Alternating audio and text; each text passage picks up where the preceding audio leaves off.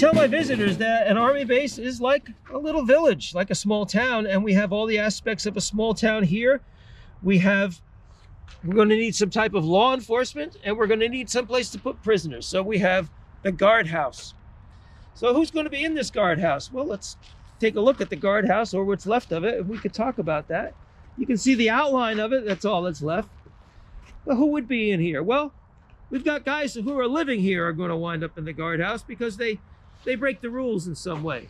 Maybe they're late for duty, or they're insubordinate, or they sass back an officer, or tougher things like fighting, fist fighting, drunkenness, things like that. And not here, but there, of course, would be murders throughout the Army at different times for different reasons, and those guys would wind up in the guardhouse. But kind of the guys I feel the most sorry for, in a way, are the people who are imprisoned in this guardhouse for wanting to support and defend their country. And by that I mean the loyalists. There are going to be local people who are suspected or discovered as being loyal to their country, that is the United Kingdom.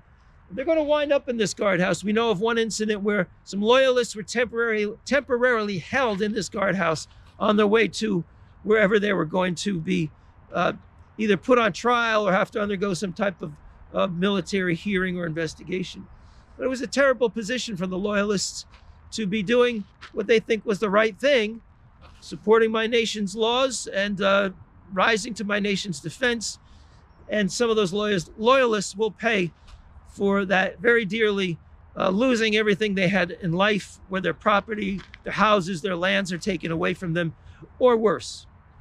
So just behave, or you'll wind up in the Fort Montgomery guardhouse.